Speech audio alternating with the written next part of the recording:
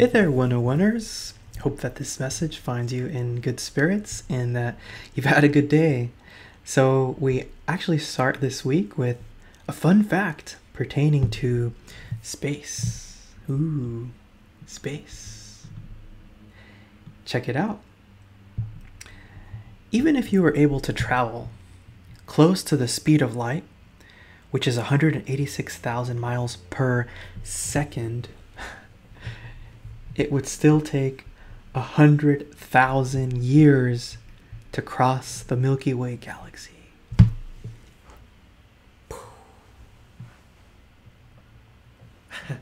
Just let that simmer for a bit. And with that, we start our week. We get into our week. So let's check out our syllabus. And we're at module 5. I know this is moving fast. We're like a locomotive in motion, just chugging along, because as a late start class, you know, things are coming at you left and right, but you know what? You're handling it. I'm so proud of you. So for this week, we have our second workshop. It's our last workshop. And that's going to be for the research paper. And we also have the research paper outline due. Now, I was very intentional with the dates here because I recognize that you have to actually get your outline in first before you can do the rough draft. So here's how it's going to work. Your outline is going to be due by Wednesday by 11:59 p.m. So be mindful of that, because I know how usually we have things due Sunday, but no, for the sake of this assignment, because you have to get it in and I have to get look at it and see if you're on the right track, the deadline is Wednesday by 11:59 p.m. So get that in, and I'm gonna get it in before the rough draft is due, so you can make sure that you're on the right track. So that's going to be Wednesday by 11:59 p.m. And notice this too, the rough draft of at least 2 pages is going to be due Thursday, okay, by 11:59 p.m. So you're going to have that day of when you get your feedback. You'll be like, oh, okay, let me get on that rough draft, okay. All right, and then the Canvas system, as usual, is going to assign you your 3 drafts to look at exactly 1 minute after this. So on Friday the 20th at midnight, and you're going to offer feedback for your 3 classmates by Sunday.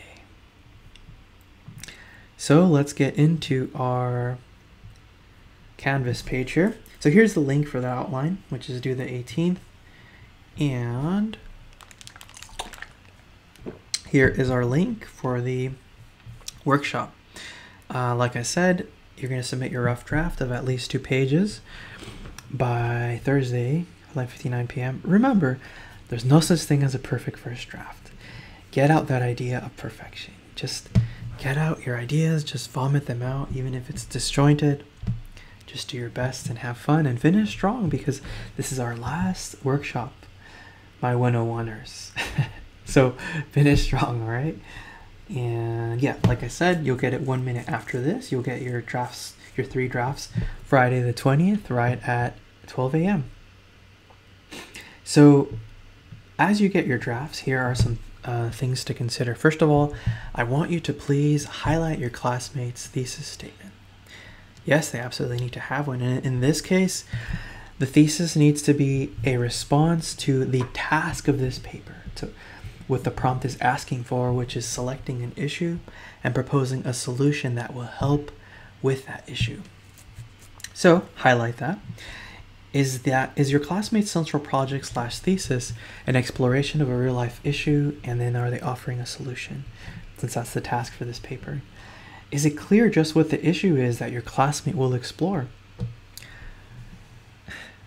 And I say that because sometimes I've read papers that are just like, you know, mankind has had to tackle a panoply of issues, but then they never make it clear like what theirs is that they're going to explore. It's like it remains vague and in the air, just floating about.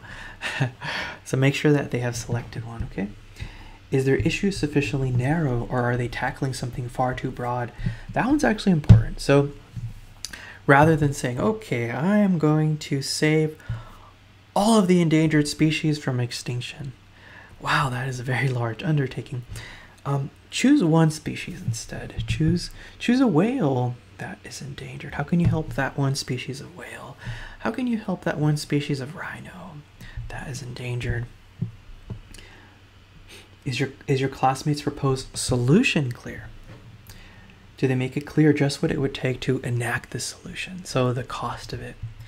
And because remember, will it take money? Will it take a new legislation? Will it take time? What will it take? And then how would it help their selected issue? Does your classmates' draft align with the indications of this paper's prompt? So this is an instance where it would be helpful to have the prompt open so that you can look at it side by side. Look at the draft and look at the prompt and make sure they're hitting all of the requirements.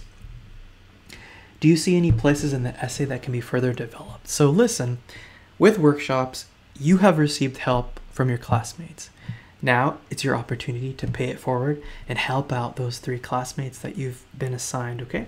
So pay it forward. Does everything in the paper work towards supporting its central project, which is issue and solution? If not, then offer some ideas for how this can be accomplished. So perhaps you're looking at a place that you can kind of see why the writer is including that, and it's implicit what the connection is with their central project, but it's not necessarily explicit. So help them make it explicit. How can they make it clear just how this pertains to their larger project, right? Maybe it seems tangential because it just seems like random facts, but you're not entirely sure as a reader why they're sharing that with you. So you can tell them, hey, here's how you can make sure that it's explicit, right? Because a lot of times as writers, our intentions don't necessarily align with the reader's perception because we're not saying explicitly what the connection is, right? Sometimes we just leave it there. No, you have to be explicit, okay? That's your job as a writer there. Here's another one. Are claims / opinions / analyses supported by evidence from the writer's sources? If not, then offer some suggestions. So you can see places, you can be like, hey, why don't you bring in a source about X in this place? Why don't you bring in a source about Y in that place? Why don't you bring in a source about Z in this place? Because remember, it is a research paper and you do have to compulsorily bring in other sources. Though, of course, it's your voice that is guiding this, that is weaving this. Yours is the primordial main voice, but you are bringing in other voices, other sources, just because it's a research paper, okay? Here's another one. It's a huge one that makes writing especially strong. Does the writer address implications, which remember is the so what question?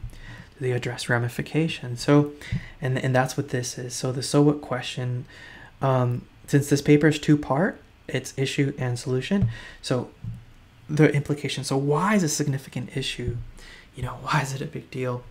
And then for ramification, what could a potential tomorrow look like if this issue is left unchecked? And then with solution, why is your solution important?